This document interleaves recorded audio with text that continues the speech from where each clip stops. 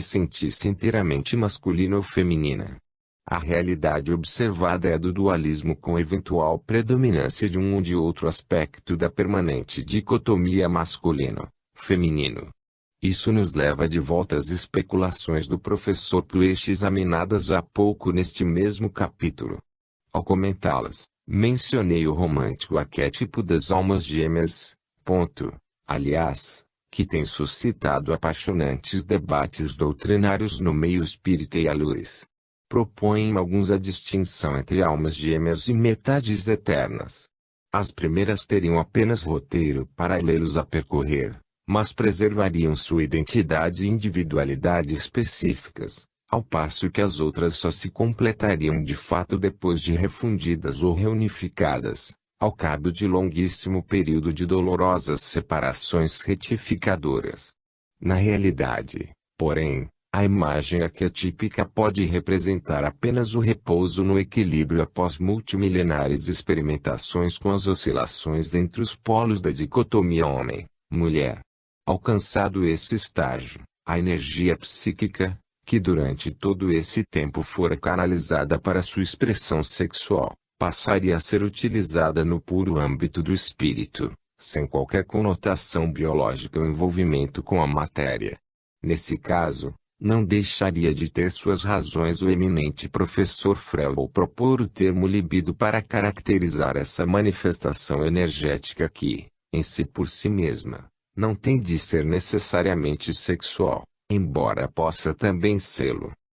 Seja como for, a postura dos gnósticos perante a sexualidade em geral e a mulher em particular afigura-se um tanto deformada na sua inusitada severidade, de vez que, durante o longo período em que a centelha divina vive número indeterminado de existências, em sua indispensável experiência na carne, ela necessita da instrumentação do corpo físico e, por conseguinte, precisa dispor de condições biológicas para reproduzir-se, a fim de perpetuar as oportunidades de renascimento para si mesma e para os outros. Isso se torna particularmente relevante quando se leva em conta o fato de que o envolvimento com a matéria e o estado de relativo torpor que os gnósticos denominavam embriaguez, cegueira ou esquecimento, acaba arrastando o indivíduo ao enredamento em erros de comportamento que, por sua vez, irá exigir dele prolongado e difícil trabalho de reparação e correção, somente viável no âmbito da matéria, no qual os equívocos foram cometidos. Os textos gnósticos mostram-se perfeitamente alertados para esses aspectos, ao se referirem aos riscos que envolve o mergulho na matéria, com todo o seu séquito de mordomias que apelam para os sentidos e, por conseguinte, para o prazer, sem contar a ânsia pelo poder, cuja satisfação não está vinculada especificamente aos sentidos físicos, mas é manjar saboroso para aquele que se deixa seduzir por ela. Reconhecem, ainda, como se pode ver em inúmeras referências, que o ser somente alcança a reintegração na unidade divina depois de conseguir deixar para trás todo o séquito de suas paixões. Este ponto, aliás, é lugar comum a todas as estruturas ético-religiosas respeitáveis que têm sido elaboradas.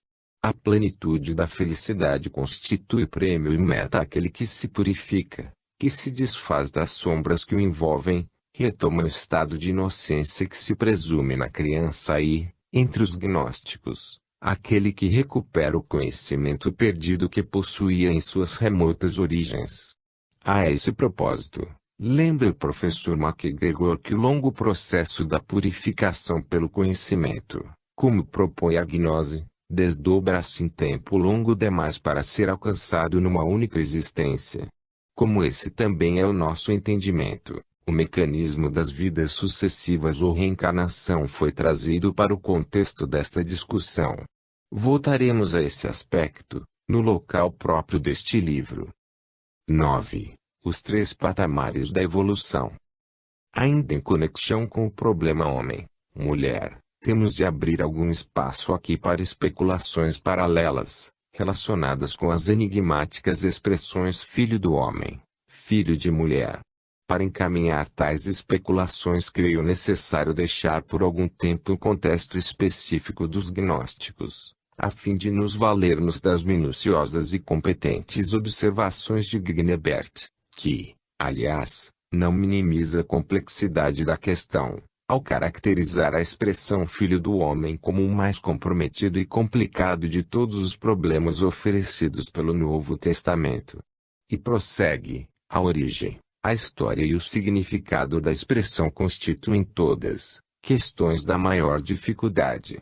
Daí a sua advertência para o cuidado necessário no trato das inúmeras teorias e hipóteses propostas sobre o tema por causa da imprecisão dos documentos existentes, o que, paradoxalmente, abre os portões à imaginação e aos palpites. No seu entender, não se justifica nenhum outro sentido para a expressão Filho do Homem senão a de homem, simplesmente, a partir do hebraico ben-ado ou do aramaico barnasa que, em grego, se torna anthropos. Ao chegar a esta língua o termo converteu-se, ainda segundo Gnebert, em espécie de senha para um círculo de iniciados, de vez que entre os gregos ele era completamente ininteligível. Rastreando a palavra pelos textos antigos, Gnebert é de opinião que o seu emprego no Novo Testamento, no sentido de Messias, não está autorizado por Daniel, como pretendem os redatores finais dos evangelhos. Em 7,13, Daniel declara simplesmente que teve a missão de alguém com aparência de homem, ou seja, uma figura humana, que descia dos céus envolto em nuvens, não o Filho do Homem. Dessa breve passagem, extrapolou-se o emprego da expressão como sinônimo de Messias, no Novo Testamento. Gnebert encontrou a expressão 79 vezes nos evangelhos canônicos. Mesmo excluídas as duplicidades, restam cerca de 40, para as quais prevaleceu a interpretação ortodoxa segundo a qual Filho do Homem significaria definitivamente Messias. Observa ainda o ilustre professor Gnebert que nem nas epístolas de Paulo, nem nas demais figura a expressão, o que equivale dizer que foram introduzidas no Novo Testamento em algum tempo que vai de Paulo à publicação, em grego, dos sinóticos. Isso leva a concluir-se que a expressão não passa de um erro piedoso dos cristãos gentios e nada tem a ver com os tempos apostólicos. Da análise atenta dos sinóticos, já que, na sua opinião, o quarto evangelho nada acrescenta de novo nesse aspecto, Gnebert verifica que a expressão figura predominantemente na boca de Jesus, referindo-se a si mesmo como Filho do Homem, ou seja, Messias, o que corresponderia a uma consciência de seu messianato, o que está longe de ser defensável. Em algumas passagens paralelas, o autor francês aponta exemplos em que até o pronome pessoal passou de Marcos para o Mateus, reconstituído como Filho do Homem. Lê-se, por exemplo, em Mateus 16,13, quem dizem os homens ser o Filho do Homem? Ao passo que, em Marcos, a pergunta é formulada simplesmente, em 8,27, assim, quem dizem os homens que eu sou? Torna-se, pois, difícil de contestar a conclusão de Gnebert no sentido de que não há apoio no Antigo Testamento para atribuir a expressão Filho do Homem conotação messiânica. Mais radical ainda, como vimos em Cristianismo, a mensagem esquecida, é a opinião de Raymond Brown, em Tibit of the Messiah. Segundo Brown, a erudição contemporânea reconhece que muito do que está narrado no Novo Testamento não foi previsto no Antigo. E conclui, com sua habitual franqueza e objetividade: os profetas do Antigo Testamento mostravam-se prioritariamente interessados em canalizar os desafios de Deus à sua própria época. Se falaram acerca do futuro, foi em linhas gerais, sobre o que poderia acontecer se o desafio fosse ou não aceito. Mesmo que tenham, às vezes, pregado uma libertação messiânica, isto é, libertação promovida por um ser ungido, como representante de Deus, ou seja, rei ou até mesmo sacerdote, não há evidência de que tenham previsto com precisão um só detalhe da vida de Jesus de Nazaré. O destaque é meu. Apenas para concluir esta breve incursão pelo estudo de Gnebert, é oportuno mencionar uma de suas importantes conclusões e que assim está redigida. Portanto, não existe uma única passagem sinótica que prove que Jesus haja atribuído a si mesmo o título de Messias ou permitido que as pessoas assim o designassem.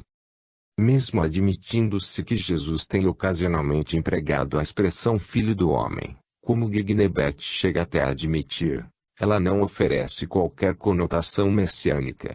Ficamos, assim, com o antigo emprego do termo no contexto hebraico, no qual era uma figura de sintaxe, utilizada principalmente em sentido poético, para designar o homem em geral ou um determinado homem em especial, sem qualquer implicação messiânica. No âmbito do gnosticismo, contudo, não há espaço para o aquecido debate da questão messiânica, dado que a libertação da centelha divina aprisionada na matéria, correspondente à salvação proposta pela Igreja, não resulta do resgate vicário promovido por um Messias e sim do persistente trabalho da busca, da realização pessoal, intransferível, indelegável, segundo a qual cada um é o artífice de sua própria redenção. Nesse contexto, portanto, o termo Filho do Homem não possui qualquer conteúdo messiânico. São constantes, porém, as referências, não apenas à expressão Filho do Homem, como filho de mulher ou, mais raramente, Filho de Deus. A adição do termo filho a outras palavras não se restringe, porém, a essas expressões, como se pode ver do índice remissivo, Empueche, no qual encontramos, ainda, Filho do Pai, do Deus vivo, do Pleroma, da vida eterna, da luz, do reino e outros. Limitaremos, contudo, nossas explorações às duas expressões básicas, Filho do Homem, Filho da Mulher, que são de interesse específico ao nosso estudo. Tanto quanto nos canônicos, os documentos gnósticos não apenas mencionam Jesus como o Filho do Homem, mas o próprio Cristo figura nos diálogos atribuindo-se esse título. É o que observamos, por exemplo, no segundo tratado do Grande Set. Sou Cristo, o Filho do Homem, um de vocês que se acha entre vocês. Sou desprezado por causa de vocês, a fim de que vocês próprios possam esquecer a diferença. E não se tornem femininos para que não aconteça darem à luz ao mal e a seus irmãos, ciúmes, separação, raiva e cólera, e um coração dividido, bem como desejo vão e inexistente. Sou, porém, um inefável mistério para vocês. Esse livro é considerado por José Pagibons, na introdução, como documento cristão e gnóstico, simultaneamente, e adota postura claramente polêmica ao proclamar-se doceta. Veremos isso a lures. Não há dúvida, porém, de que mesmo contaminado por alguma conotação vagamente messiânica que teria provindo da influenciação de textos canônicos, os papiros de Nag Hammadi não empregam a expressão Filho do Homem no sentido cristão ortodoxo para designar o Messias que, pelo seu tormento na cruz, teria resgatado os pecados de todos os que nele crescem. Jesus pode até figurar com características de Salvador, mas no sentido de que trouxe uma mensagem redentora, um ensinamento libertador. É evidente, contudo, que o trabalho mesmo da salvação continua individual e resultará de longo aprendizado, uma espécie de redescoberta do sentido real da vida e de Deus. É evidente, portanto, que no contexto gnóstico, a expressão Filho de Deus, nada tem de messiânica como preservado nos textos canônicos. Isso nos leva a considerar aceitável um comentário de Gnebert no sentido de que ela se teria tornado apenas uma espécie de senha entre os primeiros cristãos gregos. Desligados das tradições hebraicas, eles a empregavam para identificar a figura do Cristo, sem cuidar das implicações messiânicas que, para eles, não fazia sentido, de vez que não estavam à espera de nenhum Messias com características político-religiosas, como os judeus. Seja como for, Os gnósticos consideravam necessário tornar-se filho do homem para alcançar o estado de pureza e sabedoria que caracteriza a reunificação com Deus. O Legião 106 do Evangelho de Tomé é taxativo nesse ponto, ao ensinar: quando fizerem de dois, vocês se tornarão filhos do homem. Ora, para tornar-se filho do homem, aqui cumprir-se uma preliminar, que, por caracterizar-se como um truísmo evidente por si mesmo, não deixa de ser necessário lembrá-la, isto é, a de que criatura precisa como que tornar-se homem, ou seja, assumir características que eram tidas como próprias do homem, em contraposição às da mulher. É o que se comprova com a fala atribuída a Jesus, no Legião 114 do mesmo Evangelho de Tomé, segundo o qual o Cristo se propõe a conduzir pessoalmente Madalena, para fazer dela homem, a fim de que ela também possa tornar-se um espírito vivo como vocês homens. Reitera o ensinamento de que toda mulher que se fizer homem entrará no reino do céu. É evidente, portanto, que os termos homem e mulher não estão sendo usados nesse contexto no seu sentido habitual, mas em conexão com um importante conceito inteligível para os ouvintes contemporâneos e, posteriormente, para os leitores, mas não muito claro para nós, hoje. O professor Henri Charles Poeche resolveu ao contento o enigma de tais expressões na sua competente e meticulosa abordagem. É o que podemos concluir de seu livro. A primeira dessas referências aparece logo no início da série de conferências que ele pronunciou no Collège de France, entre 1960 e 1972. Premido por exiguidade de tempo, na ocasião, lembrou apenas, em passante, algumas características básicas da doutrina gnóstica, como o dualismo, a oposição entre realidades incompatíveis, como o corpo ou o mundo, de um lado, contra a alma ou espírito, de outro, bem como repúdio à carne, à sexualidade, aos laços criados pelo nascimento e a parentela carnal, a depreciação da maternidade e, mais genericamente, da feminilidade, a distinção estabelecida em consequência dos dois estados de ser resultantes, um da geração segundo a carne, outro a regeneração espiritual, e que traduz o contraste de termos como filho da mulher, filho do homem, mortos e vivos. Pouco adiante ele invoca passagens paralelas, tanto nos canônicos como no Evangelho de Tomé, segundo as quais João Batista, o maior dos filhos de mulher, mesmo assim não seria considerado grande entre os de patamar evolutivo mais elevado. Somente nos seus estudos de 1970 a 1971, vamos encontrar explicitação maior de seus achados a respeito, e nos quais é necessário nos determos por algum tempo à vista de sua importância na decifração dos enigmas que propõe. A rigor, teríamos de fazer aqui um circunlóquio ou digressão, a fim de nos inteirarmos preliminarmente da questão das três ordens como a chama Gilabert, que consiste na distribuição didática dos seres humanos em três categorias distintas e hierarquizadas do ponto de vista evolutivo: os ilíquicos ou materiais, os psíquicos, e os pneumáticos ou espirituais. Essa questão, contudo, é por demais relevante não apenas no contexto do gnosticismo, para ser deixada sem um aprofundamento maior que procuraremos fazer mais adiante nesse estudo.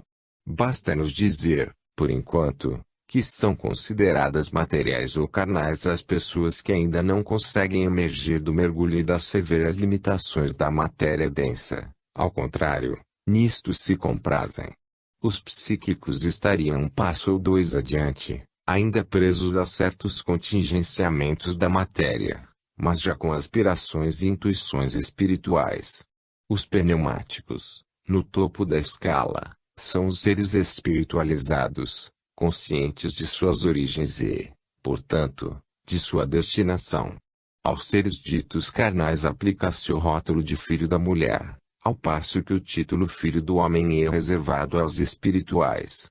Os carnais são considerados mortos, como que sepultados na matéria, adormecidos no torpor que ela impõe, isolando-os da realidade espiritual. Já os espirituais são tidos como vivos, despertos, conscientes. Caracteristicamente o Evangelho de Tomé abre com uma brevíssima introdução, na qual se anuncia os ditos secretos de Jesus vivo, o que o identifica como ser espiritual, ou pneumático. Os carnais estão ainda aprisionados nas malhas da sexualidade e, portanto, em estado feminino de fraqueza e de passividade, de servidão à carne, ao passo que os espirituais já conseguiram superar a dualidade sexual e, praticamente toda a espécie de dualidade, atingindo a unidade, a condição genérica de homem, representante padrão da espécie, no seu sentido espiritual, que Puech chega a considerar mítico. Retomando a temática na sua conferência seguinte, período 1971 a 1972, Puech lembra a necessidade de distinguir com clareza entre a expressão tornar-se filho do homem e a expressão ser filho do homem e que até as expressões em si mesmas devem ser explicitadas em relação à outra, filho de mulher. Assim, ao referir-se a si mesmo como filho do homem, Jesus estaria se revelando implicitamente consciente não da sua condição de Messias, mas de um ser que alcançara elevado estágio evolutivo, superando sua própria dualidade e atingindo a unidade em si mesmo e com Deus, como, aliás, proclama, inclusive nos canônicos. Por isso, Puech entende que, ao assim dizer, o Cristo punha-se, em relação aos demais seres pneumáticos, como irmão, mas irmão mais velho. O que, aliás, é coerente com o pensamento de Paulo, que prega a preexistência de Jesus, que teria recebido do Pai a incumbência transcendental de conduzir a comunidade humana abrigada na terra às culminâncias da felicidade última. Ao que tudo indica, vem dessa noção básica a ideia posterior, segundo a qual, de irmão mais velho e, portanto, filho mais velho, Jesus seria o Filho de Deus por excelência, integrando a Trindade e, portanto, Deus também. Por outro lado, como advertem os estudiosos da documentação de Nag Hammadi, os gnósticos consideravam o Espírito e, por extensão ou contaminação, o Espírito Santo, como entidade feminina, tanto que o termo é do gênero feminino em semítico. Não é difícil, portanto, rastrear os caminhos percorridos pelas ideias formuladoras da doutrina da Trindade. De Filho do Homem, Espírito vivo e livre, Jesus teria passado a condição de Filho unigênito ou primogênito de Deus, segundo as preferências de cada um, gerado em Maria por obra e graça do Espírito Santo. Já vimos que os gnósticos não aceitam essa doutrina, entre outras coisas, porque o Espírito Santo, na sua condição de entidade feminina, não poderia fecundar outra mulher, Maria. Com posturas assim, tornam-se evidentes algumas das razões pelas quais os gnósticos foram tão severamente combatidos por suas heresias. Elas afetavam pontos sensíveis e relevantes da doutrina que a Igreja começava a montar. Devo reiterar, contudo, que não vejo nesse tratamento a mulher e a maternidade uma postura machista, muito embora se deva reconhecer a posição secundária e subalterna da mulher naqueles tempos, na sociedade como um todo e não apenas nos círculos religiosos ou nas especulações filosóficas. A doutrina espírita viria, no século XIX, colocar as coisas nos seus devidos lugares, ao esclarecer que não há superioridade ou inferioridade moral ou intelectual determinadas pela polaridade sexual. Os espíritos renascem numa e outra condição alternadamente, ficando a expressão das energias da sexualidade no âmbito meramente biológico, ou seja, do corpo físico, dado que o espírito em si não tem sexo, como entendemos. A aparente rejeição da condição feminina, portanto, exige necessariamente outra explicação ao conteúdo que não a da grosseira postura machista. Para os gnósticos, viver na carne é, praticamente, estar morto ou pelo menos embriagado, entorpecido, cego às realidades espirituais, separado de Deus, ignorante, desajustado. O mundo é comparado a um cadáver, do qual é preciso livrar-se o mais breve possível, ainda que a tarefa possa durar milênios. Ora, e a mulher, no entender dos gnósticos, que proporciona o detestado corpo físico que sufoca a centelha divina? É esse corpo material que perece e desintegra-se pela morte, ao passo que o espírito que nele habita livra-se, pelo menos temporariamente, da detestada vinculação e prossegue vivendo em outra dimensão. O corpo físico é estorvo, é peso morto. Há aspectos da verdade, segundo se lê nos textos gnósticos, que somente podem ser entendidos ou percebidos quando o ser não estiver mais usando a vestimenta carnal. As sucessivas experiências na Kami, ao longo das muitas existências, são consideradas mais como aprisionamento, quase castigo, do que oportunidade de aprendizado. Só interessam esses constantes e repetidos mergulhos na matéria densa aos seres ditos carnais ou ilíquos que nela se comprazem, sem nenhum lampejo transcendente ou aspiração mais elevada. Daí em diante, na escala evolutiva, o estágio da carne torna-se penoso até mesmo para os psíquicos, situados em faixa intermediária entre os materiais e os pneumáticos. A estes, finalmente, o acoplamento ao corpo físico equipara-se a um exílio com toda a sua sequela de carências e angústias. A imantação ao corpo físico é, portanto, indesejável, não apenas para os homens, mas também para as mulheres, dado que no Evangelho de Tomé Jesus promete libertar Madalena da sua servidão para fazê-la homem, não no sentido de masculinidade biológica, mas o ser padrão, aquele que se põe nos patamares elevados da evolução, exatamente por ter conseguido superar a sua própria dualidade sexual. O homem, no sentido gnóstico, não é o macho da espécie, em contraposição à mulher, na sua condição feminina, é, antes, o ser que transcendeu a sexualidade, dessexualizou-se, restabeleceu o equilíbrio primitivo quando era um, eliminando a indesejável dualidade. Para dizer a mesma coisa de outra maneira, é um ser, nem masculino nem feminino, no qual não mais prevalece a polarização que o fazia ora homem, em uma vida, ora mulher em outra ou outras. Enquanto nesse estágio, mesmo o ser prematuro projeta na sua biologia os mecanismos reprodutores, por mais que os lamente, porque a natureza assim determinou a fim de prover a todos, indistintamente, de oportunidade de aprendizado. Esse ser, afinal redimido que conseguiu recuperar ou reconstituir a sua unidade, desfazendo-se da dualidade, não é considerado masculino nem feminino. Ao assumir a responsabilidade pessoal de levar Madalena a essa condição, Jesus quer dizer, portanto, não é o pé da letra, que a transformará em homem, mas que a ajudará a superar sua polaridade. Mesmo assim, resta à mulher, ser encarnado na condição feminina, o estigma da responsabilidade pela geração de corpos físicos, a fim de que outros seres também venham mergulhar no esquecimento ou na embriaguez da matéria densa. A ideia é não apenas de remotas origens, mas também persistente, dado que ressurgiu com os cátaros na Europa medieval e até sobreviveu no século XVIII, nos escritos de Emanuel Swedenborg, que ensinava que o espírito do nascituro provinha do pai, ao passo que a mãe cabia o papel de gerar-lhe o corpo físico. Seria temerário considerar essa ressonância como resíduo gnóstico, mas, nesse ponto, a doutrina formulada por Swedenborg acaba contribuindo para melhor entendimento do que os gnósticos pretendiam dizer quando falavam e escreviam sobre a mulher, considerando-a culpada pela produção dos indesejáveis corpos físicos, nos quais a centelha divina ficava aprisionada e embriagada.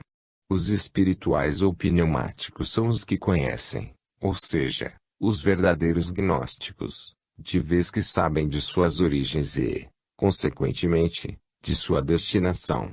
Esse ponto mágico, onde se fecha o longo ciclo que desenha o roteiro que daria aprendizado retorno, é identificado no Legião 50 do Evangelho de Tomé, como o lugar onde a luz nasce de si mesma.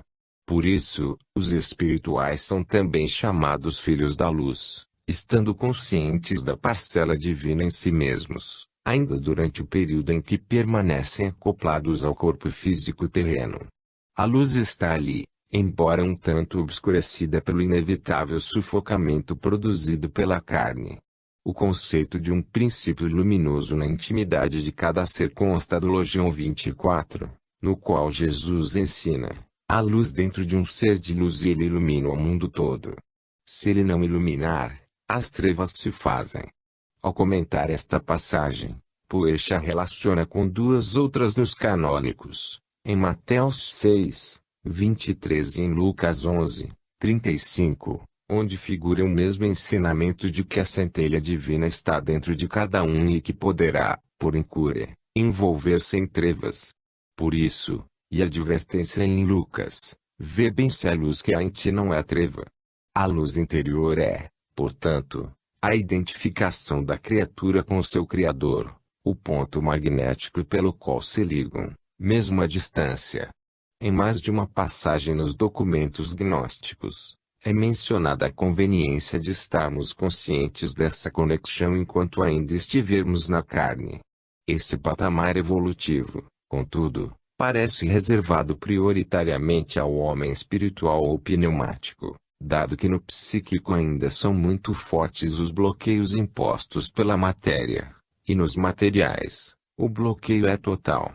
Isso, porém, não exclui a condição básica de que todos trazem em si a centelha divina e diante de todos estão abertos os caminhos do conhecimento e, por conseguinte, da evolução e, finalmente, da reunificação com Deus. Daí, talvez atribuir-se ao termo religião, de obscuras origens, o sentido de que se trata de uma religação com a divindade. Estas reflexões abrem outras janelas sobre o entendimento do gnosticismo e de quão profundamente foi o pensamento daqueles heréticos em aspectos importantes da psicologia humana. Observamos, por exemplo, na escala tríplice, um encadeamento articulado que pressupõe um processo de sucessivas conquistas, resultantes de acesso a patamares cada vez mais elevados. Evidentemente, a escalada impõe gradações matizadas, não se dá por saltos e exige esforço pessoal concentrado e persistente de autoaperfeiçoamento e, consequentemente, larga extensão de tempo, aspecto que não escapou à percepção do professor MacGregor. É o que lemos no seu capítulo intitulado Perigos da Desgnostização de Jesus, no qual ele observa que a variedade de conhecimento que brota da pureza de um coração sensível é algo que não temos como adquirir de ensinamentos puramente teológicos, rabínicos ou de qualquer outra natureza. E conclui: nem há sobre essa gnose coisa alguma estática ou presumida, dado que a purificação do coração humano prossegue até que toda a escória se transforme em ouro e este é, em verdade, processo muito longo, longo demais para ser conseguido em uma só existência. O destaque vai por minha conta. A doutrina das vidas sucessivas, ou seja, a da reencarnação, não figura com insistência nos escritos gnósticos, e, obviamente, não sob terminologia moderna. Além de explicitada em algumas passagens reveladoras, porém, constitui exigência do próprio contexto doutrinário gnóstico, segundo o qual as pessoas distribuem-se em categorias distintas, não estanques, o que, obviamente, pressupõe um processo evolutivo subjacente, segundo o qual todos vão se promovendo gradativamente a patamares mais elevados de conhecimento e moral até a purificação total. E isso, como assinala MacGregor, não cabe no mero espaço temporal de uma só existência. O mecanismo das vidas sucessivas projeta sempre adiante dos seres materiais espaço que eventualmente ocuparão entre os psíquicos, da mesma forma que estes, semi-despertos, começam a entrever o caminho que tem à frente, rumo ao estágio evolutivo dos pneumáticos ou espirituais. Lê-se no Evangelho de Filipe: a verdade não chegou no mundo, mas em tipos e imagens. Ninguém receberá a verdade de nenhuma outra maneira. Há um renascimento e uma imagem do renascimento. É certamente necessário nascer de novo através da imagem. Tanto quanto se pode depreender, o que chega ao nosso entendimento não é a verdade em si, nua e crua, mas a sua imagem, um discurso sobre a verdade. Willis Armand, Apura Ridosei, em Space, Timian Medicine, diz algo semelhante ao declarar que a ciência não é uma descrição da realidade mas uma ordenação metafórica da experiência. Em A Exegese da Alma, o texto é explícito, assim, é nascendo de novo que a alma é salva. E adverte a seguir, que a salvação não resulta de frases rotineiras, habilidades profissionais ou aprendizado livresco. Infelizmente, o documento apresenta mutilações que não puderam ser recuperadas, razão pela qual ficamos sem saber ao certo como prosseguiria o ensinamento, mas parece seguro concluir-se que o conhecimento redentor é algo que transcende o aprendizado meramente cultural, para alcançar o território fecundo da sabedoria. Em Zostrianos, discorre o autor sobre as muitas incursões da alma na carne. Em vez de se tornar ele tem de suportar muitas formas uma vez mais. O texto se refere, evidentemente, ao ser que ainda não conseguiu alcançar o platô final da reunificação a não ser que receba a luz, ele se torna um produto da natureza e, assim, desce para nascer por causa disso. E fica sem fala por causa das dores e das limitações da matéria. A despeito de possuir um poder imortal e eterno dentro do corpo, ele é feito vivente e fica sempre amarrado por cruéis e cortantes grilhões por meio de cada hálito maldoso até que volte a agir e comece novamente a voltar a si mesmo. Ainda nesse documento, que, como vimos, não contém referências cristãs, a entidade que fala declara sua condição de puro espírito e que já existia, pré-existência, antes de vir para a carne. Referindo-se, pouco adiante, às suas sucessivas purificações pela água, nascimento, a entidade, a qual o texto atribui o nome de Uel, declara: você recebeu todas as abluções, banhos, nas quais ela pôde dar como batismo e se tornou perfeito. Veremos alhures a distinção entre os três tipos de batismo. Nesta passagem, contudo, o batismo significa o mergulho na água do nascimento, ou melhor ainda, do renascimento, de vez que, após número indeterminado de mergulhos na matéria, o ser alcançou, afinal, a perfeição. É este, aliás, o livro que adverte que a criatura não veio para sofrer, mas para livrar-se da escravidão, conceito que também o Espiritismo estaria à vontade para subscrever. Interpretação do conhecimento, se é que penetramos corretamente o sentido do texto, aliás, também mutilado, aprendemos a diferença entre o redimido e aquele que se encontra em desgraça. O primeiro pode entrar naquele que se desgraçou, a fim de que possamos escapar da desgraça da carcaça e sermos regenerados na carne e no sangue de texto mutilado. Creio legítimo entender que alguns seres superiores e já redimidos dispõem-se a aceitar o sacrifício de novo mergulho na matéria, a fim de ajudar o semelhante a livrar-se da desgraça da carcaça. No apócrifo de João, encontramos o seguinte diálogo entre o Cristo póstumo e o apóstolo, ainda na carne. Pergunta João: Senhor, como pode a alma tornar-se menor e retornar para a natureza de sua mãe ou como o homem? Verdadeiramente, você é abençoado, porque você entendeu. Aquela alma é encaminhada para seguir outra, uma vez que o espírito da vida está nela. Ela foi salva por ele.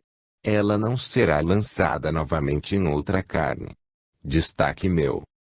João demonstra, portanto, para a alegria de seu mestre, que já entendeu aspectos importantes dos mecanismos da vida, o que se demonstra na formulação de sua pergunta. Vejamos o contexto. Jesus acaba de responder-lhe à pergunta anterior, que tinha a ver com o que acontece com a alma daquele que, ao pé da letra, deixou a carne, ou seja, desencarnou sem saber a quem pertence, isto é, ignorante de sua própria destinação. Jesus explica que o espírito que se deixou dominar pelo mal e errou, sobrecarrega a alma e atrai para as obras do mal e, com isso, a alma é atirada para baixo, ao esquecimento, ou seja, mergulha em novo corpo material. Isso se confirma no ensinamento seguinte, segundo o qual, depois que ela, a alma, se retira do corpo, desencarna, é entregue às autoridades, que a prendem em correntes e atiram à prisão até que ela seja libertada do esquecimento e adquira conhecimento. Assim ela se torna perfeita e é salva. Esta salvação, como consta da resposta seguinte, se dá através do espírito da vida, ou seja, do conhecimento redentor. Só então a alma estará livre e não será forçada a mergulhar de novo na matéria, por meio de novas reencarnações. A pergunta de João parece indicar que ele sabe também que ao tornar-se menor, ou seja, cometer erros que a degradam e reduzem sua estatura ética, a alma tanto pode renascer em corpo feminino como o de sua mãe, como em corpo masculino. E a tese gnóstica da redenção pelo conhecimento, como trabalho individual, sem o qual a alma continua sujeita a repetidas passagens pela matéria, em outras tantas existências, como homem ou como mulher. No Evangelho de Filipe encontramos o ensinamento de que há homens, pessoas ou seres, que fazem muitas jornadas, mas nenhum progresso rumo à destinação, o que constitui ideia precisa do estéril repetir-se de vidas, nas quais a pessoa estaciona na sua rota evolutiva, envolvida pelas mordomias da matéria densa. São estes os que se caracterizam basicamente como seres materiais. Mais adiante, nesse mesmo documento, lemos que, no mundo, são os escravos do que servem os homens livres, mas, no plano espiritual, as coisas se passam de maneira oposta, cabendo aos livres ou redimidos servirem os escravos, dedicarem-se ao trabalho de esclarecer para libertar os que ainda se acham prisioneiros da matéria. Os livres ou libertados não precisam tomar outra forma, porque já alcançaram a contemplação, a compreensão pela introvisão. Esta última expressão, compreensão pela introvisão, insight, encontra-se entre colchetes, o que significa, segundo os editores, que a lacuna existente no texto original foi preenchida. O ensinamento prossegue afirmando que são numerosos os que agem como servidores dos que ainda estão escravizados porque eles não põem seus tesouros nas coisas de baixo, que são desprezadas, mas nas glórias que se acham acima, mesmo que ainda não as conheçam. A proposta de classificação das pessoas em três patamares distintos e hierarquizados, materiais, psíquicos e espirituais constitui inteligente achado da didática gnóstica. Não apenas permitiu aos seus formuladores e aos estudiosos da época uma visão ordenada e racional da comunidade humana em relação ao nível evolutivo de cada um, como ainda hoje facilita ao pesquisador moderno penetrar na intimidade de aspectos doutrinários que, de outra forma, seriam um tanto obscuros ou complexos demais à mentalidade contemporânea. Mais do que isso, como assinala Gilabert, o modelo continua válido hoje. Realmente, tampouco muda a natureza humana como um todo, ainda que mudem as pessoas individual e intimamente, que ainda podemos identificar por toda parte, em nosso convívio, os materiais, os psíquicos e os espirituais. Do próprio modelo podemos depreender que, de fato, o gnosticismo como filosofia de vida é doutrina qualitativa e, consequentemente, minoritária, como observam os comentaristas modernos, Pageus e Gilabert, por exemplo. Se há algum elitismo, ele constitui decorrência natural de uma aristocracia moral, desprovida de qualquer conotação de arrogância, vaidade ou snobismo, ou então, a criatura não teria atingido esse patamar evolutivo. O modelo não inventa um mecanismo de seleção natural, ele apenas reflete uma realidade observada, dentro da qual se realiza um processo evolutivo lento e difícil, mas também inexorável, dado que todos estão programados para o retorno à luz, de onde vieram. Tem razão Gilabert ao observar que a metafísica agnóstica tem poucos atrativos, efetivamente, a oferecer à massa. A doutrina das três ordens ou patamares, contudo, é rica em sugestões para entendimento de outros aspectos não menos relevantes do pensamento gnóstico. Como, por exemplo, as enigmáticas referências aos três tipos de batismo que figuram também nos canônicos. Como tudo é aferido em razão do nível de conhecimento de cada pessoa, os seres materiais ainda se acham demasiado ocupados com o envolvimento entorpecedor da matéria para reservarem espaço a qualquer outra especulação que transcenda interesses e impulsos imediatistas.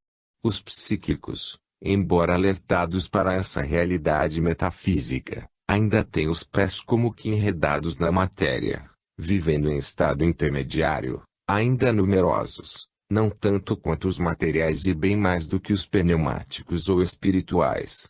O escrito sem título, citado por Gilabert, atribui a cada uma dessas categorias um tipo diferente de batismo. O primeiro é batismo do Espírito, o segundo, do fogo e o terceiro, da água. O verdadeiro sentido de tais categorias perdeu-se na deformação dos conceitos primitivos que deveriam ser de fácil acesso através de imagens simbólicas.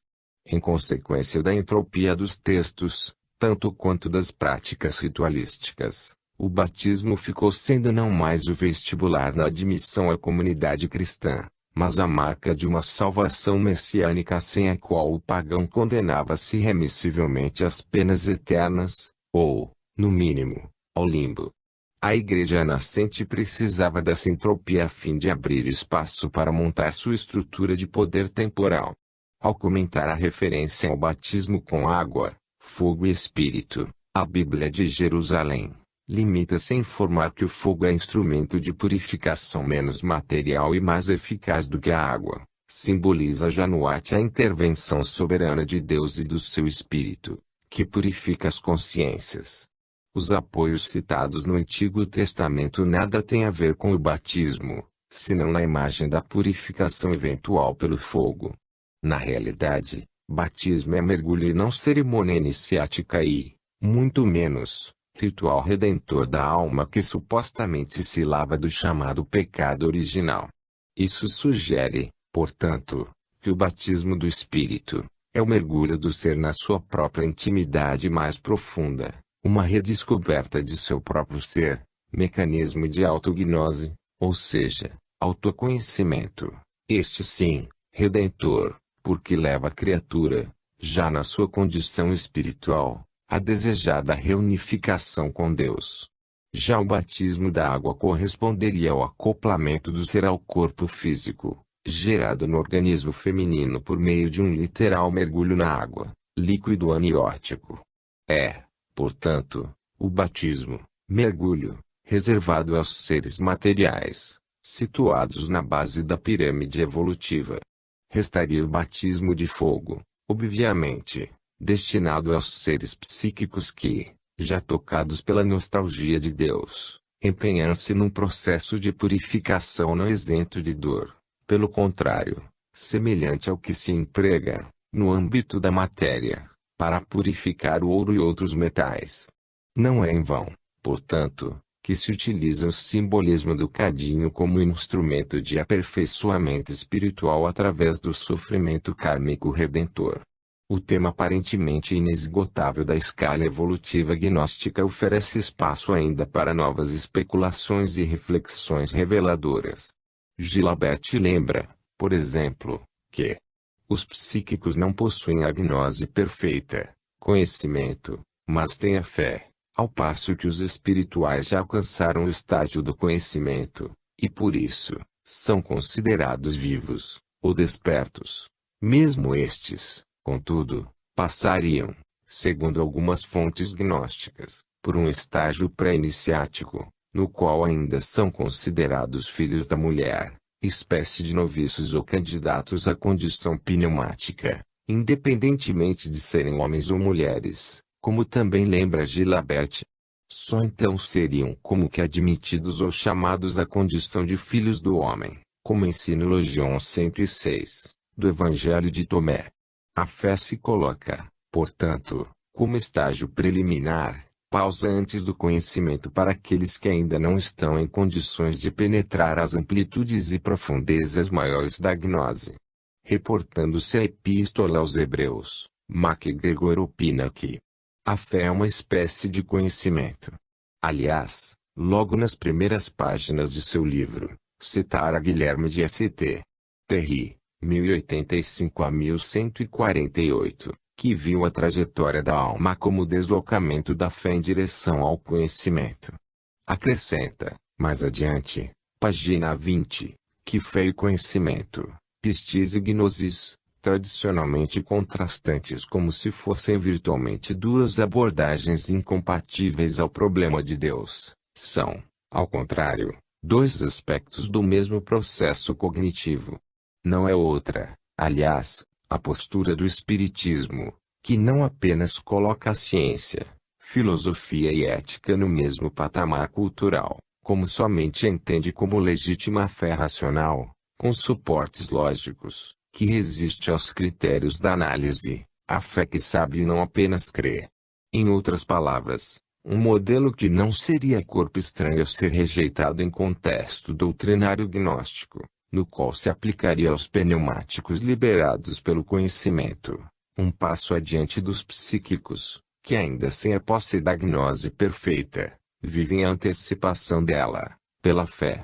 A conceituação da fé como antecipação do conhecimento constitui, porém, um dos muitos aspectos autônomos da verdade como patrimônio de todos, porque a ninguém pertence. Não deve, portanto, ser caracterizado como ponto doutrinário específico do gnosticismo ou de qualquer outro corpo filosófico. Já estava em Paulo, por exemplo, que deixou documentada na Epístola aos Hebreus, a ideia de que a fé é considerada uma posse antecipada do que se espera, um meio de demonstrar as realidades que não se veem.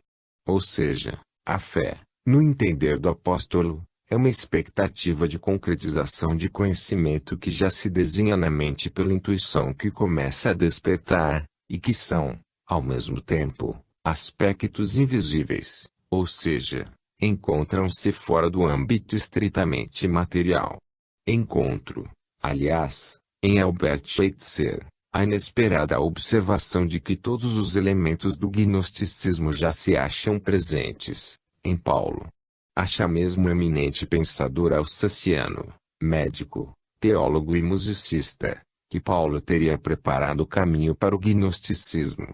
Que existam elementos comuns entre Paulo e os gnósticos não há a menor dúvida. Reitero, contudo, que tais elementos, antes de paulinianos ou gnósticos, são aspectos comuns à verdade universal que se vai revelando por sucessivas aproximações àqueles que a buscam. É que as fontes dessas verdades, ou melhor, de tais facetas da verdade, onde se abeberam os que a buscam, são as mesmas. Quanto mais autênticas e puras, mais parecidas se tornam, sejam quais forem os seus descobridores e propagadores. E da essência da verdade ser idêntica a si mesma. Qualquer variação entrópica, desgaste ou deformação denota contaminação adquirida no veículo que a está transmitindo, não nas suas fontes, onde continua a fluir em toda a pureza primitiva. Por conseguinte, a verdade de Paulo, sendo legítima, como é, terá de ser necessariamente a mesma dos gnósticos, como é, hoje, a da doutrina elaborada com os ensinamentos recolhidos por Allan Kardec e de seus instrutores espirituais. Com essas observações, que não chegam a constituir ressalva à respeitável opinião do Dr. Schweitzer, Paulo pode realmente ser considerado o precursor do gnosticismo, em vários e relevantes aspectos doutrinários. Muito a propósito, já que ainda estamos na temática da escala hierárquica dos seres em função do conhecimento, é oportuno lembrar a interessante referência de Paulo que, sem o entendimento adequado das formulações gnósticas, ficaria, como ter estado, algo enigmático ou obscuro. Lemos o seguinte, na primeira epístola aos Coríntios, 2,10. Quanto a nós, não recebemos o Espírito do mundo, mas o Espírito que vem de Deus a fim de que conheçamos os dons que vêm da graça de Deus. Desses dons não falamos segundo a linguagem ensinada pela sabedoria humana, mas segundo aquela que o Espírito ensina, exprimindo realidades espirituais em termos espirituais. O homem psíquico não aceita o que vem do Espírito de Deus. É loucura para ele, não pode compreender, pois isso deve ser julgado espiritualmente. O homem espiritual, ao contrário, julga a respeito de tudo e por ninguém é julgado. Como se vê, portanto, um texto que somente se abre ao entendimento com chaves que os gnósticos também adotaram para abrir outras tantas portas de acesso a verdades transcendentais, mas não inacessíveis. É tão importante a conceituação gnóstica das três ordens para entendimento desta passagem que, em nota de rodapé, a Bíblia de Jerusalém, documento moderno, apoiado em amplíssima pesquisa e meticulosa exegese, confessa honestamente sua perplexidade, ao declarar difícil o versículo 13 sobre realidades espirituais em termos espirituais. Embora proponha alternativas, é evidente que a equipe de tradutores e comentaristas da Escola Bíblica de Jerusalém não se satisfaz com nenhuma delas. O texto, não obstante, é de indiscutível transparência para um gnóstico, especialmente a um pneumático ou espiritual, que sabe estar Paulo falando de realidades espirituais somente acessíveis aos que alcançaram o estágio adequado de conhecimento e a buscam e a entendem com a visão de seres espiritualizados. O mesmo tipo de dificuldade interpretativa encontra a Bíblia de Jerusalém na expressão homem psíquico, no versículo 14, mas pelo menos sugere uma fórmula aceitável, ao dizer que se trata de homem deixado apenas aos recursos da sua natureza e acrescenta, cf. O corpo psíquico 15,44. O texto demonstra, portanto, que Paulo estava familiarizado com a terminologia de que também se serviriam os gnósticos tanto quanto com a escala hierárquica dos seres humanos distribuídos pelas três categorias ou patamares. Mas não é somente aí que o apóstolo dos gentios revela essa intimidade com a doutrina das três ordens. Logo a seguir, na mesma epístola, 3,1, ele explica por que razão tem de graduar seus ensinamentos segundo o nível de conhecimento, gnose, dos seus leitores. Quanto a mim, irmãos, não vos pude falar como a homens espirituais, mas tão somente como a homens carnais, como a crianças em Cristo. Dei-vos a beber leite, não alimento sólido, pois não o podeis suportar. Mas nem mesmo agora podeis, visto que ainda sois carnais. Novamente o comentário da Bíblia de Jerusalém é insuficiente, para dizer o mínimo, dado que se limita a declarar que a referência a seres carnais é formulada no contexto do binômio espírito-carne. Não é. Mais uma vez, coerentemente, aliás, com a anterior, a expressão homens carnais está sendo usada em contexto, se não gnóstico, pelo menos comum ao dos gnósticos. Trata-se, por conseguinte, não da dicotomia matéria-espírito ou espírito-carne, mas de quem, pelo seu envolvimento na matéria, ainda não conseguiu atingir a etapa psíquica, patamar intermediário que dará, eventualmente, acesso à etapa seguinte, a dos homens pneumáticos ou espirituais. Também na mensagem aos Gálatas, Paulo trata os destinatários como vós, os espirituais, aos quais recomenda corrigir quem estiver em falta com espírito de mansidão. É evidente, portanto, que os conceitos que iríamos mais tarde encontrar nos documentos gnósticos sobre os três patamares evolutivos não apenas são conhecidos de Paulo, como familiares aos seus leitores da época. Não é somente isso, por certo, que Schweitzer vê nos escritos de Paulo para identificá-lo como precursor do gnosticismo, mas também a visão abrangente do apóstolo em relação à realidade espiritual, como por exemplo, ao considerar o problema da ressurreição como manifestação do corpo espiritual do Cristo, como pensariam os gnósticos mais tarde, e não como reanimação de seu cadáver. Devemos acrescentar a isso a fé como conhecimento antecipado, a sobrevivência do ser, a comunicabilidade com os mortos, a familiaridade com o mundo póstumo e tantos outros aspectos relevantes que os gnósticos tomariam para a montagem de suas próprias estruturas doutrinárias, não porque eram paulinianos ou sequer cristãos, mas porque, na avaliação feita,